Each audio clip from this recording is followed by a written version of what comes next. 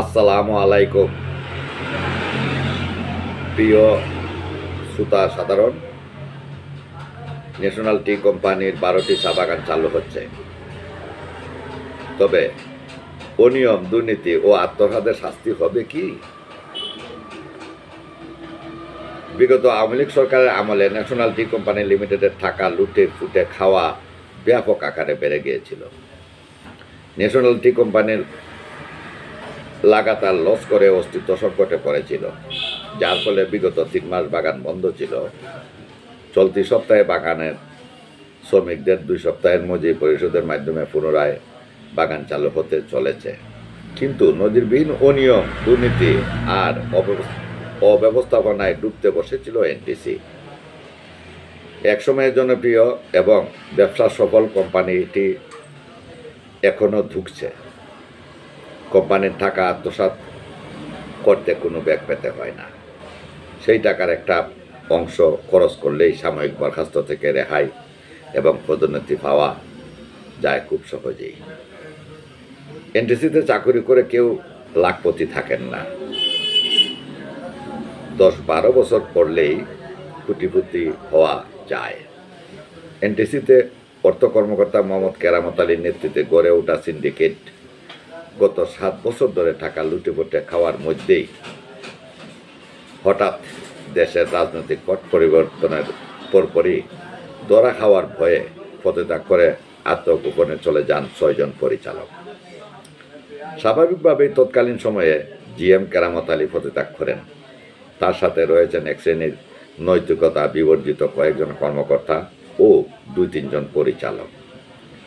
অথচ অনিয়ম, দুর্নীতি ও আত্মসাতের সাথে জড়িত অপরাধীদের শাস্তির আওতায় নিয়ে আসা যাদের দায়িত্ব, তারাই সাময়িক বরখাস্ত হওয়া কর্মকর্তাকে প্রমোশন দিয়ে ভালো জায়গায় পোস্টিং দিয়ে থাকেন। তাদের বিরুদ্ধেই অনেকগুলো অভিযোগের প্রমাণ রয়েছে।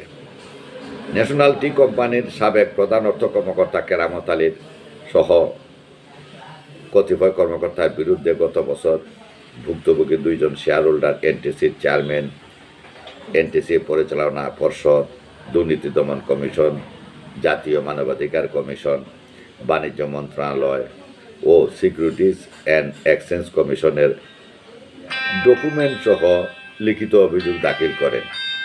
দীর্ঘ 3.5 মাস অতিবাহিত হবার পর তথ্য অধিকার আইন 2009 এবং তথ্য প্রাপ্তি সংক্রান্ত বিধিমালা 2009 এর বিধান মোতাবেক ফর্ম খ বিধি ও 3 মোতাবেক দরখাস্ত দাখিল করেছিলেন।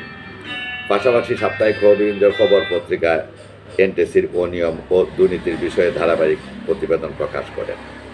এতে ক্ষিপ্ত হয়ে কেরামত আলী, শাহাদাত হোসেন ও সৈয়দ মাহমুদ হাসান নানা ধরনের ভয়ভীতি, চা বাগানে গেলে হামলা, মামলা, সাজানো মিথ্যা মামলা করবে বলে ভয় দেখাতে শুরু করেছেন শেয়ার হোল্ডার ও হবিগঞ্জের খবর সম্পাদককে। 2009 সালের ধারা মতে তথ্য অধিকার আইনে পূর্ণ আবেদন করার পর বিগত 25 মার্চ তারিখে আবেদন প্রাপ্তি স্বীকার করে পরিচালনা পর্ষদের একজন ডিরেক্টরকে তদন্তের দায়িত্ব দেওয়া হয়েছে এবং পরবর্তী কার্যক্রম প্রক্রিয়াধীন আছে বলে কোম্পানির পেডে লিখিত পত্রে জানানো হয়েছে। পরিচালনা পর্ষদের একজন ডিরেক্টর এবং উনি কে, কি তার নাম, তা জানানো হয়নি। আবেদনে লিখিত তথ্য চাওয়া হয়েছে, পরবর্তীতে দেয়া হবে কি না তাও বলা হয়নি। আসলে সেসব অভিযোগের তদন্ত সম্পর্কে তথ্য দিতে চান না এনটিসি কর্তৃপক্ষ। যদিও তদন্ত প্রতিবেদনে প্রমাণিত সত্য অনেকগুলো ডকুমেন্ট হবিগঞ্জের খবর কার্যালয়ে সংরক্ষিত আছে, তারা সব অভিযোগ যথাযথ গুরুত্ব সহকারে তদন্ত করে কারো বিরুদ্ধে প্রমাণ পেলেও কোনো ব্যবস্থা নেন না। বরং এনটিসির কর্মকর্তাদের বিরুদ্ধে মাঝে মধ্যেই বড় বড় আর্থিক অনিয়মের অভিযোগ উঠে আসছে। যিনি বর্তমানে ভারপ্রাপ্ত এমডি, তিনি 48,27,212 টাকা রাসায়নিক দ্রব্যের ঘাটতির এখনও পূরণ করেননি। এনটিসির 12টি চা বাগান রয়েছে। প্রতি বছর নিয়মিত উন্নয়ন, অবকাঠামো উন্নয়ন, বাগান ফ্যাক্টরি সংস্কার, চারা রোপণ, নিয়মিত সংস্কারমূলক কাজ, এবং কোটি কোটি টাকার কেনাকাটার কাজ তারা নিজেরাই করে থাকে।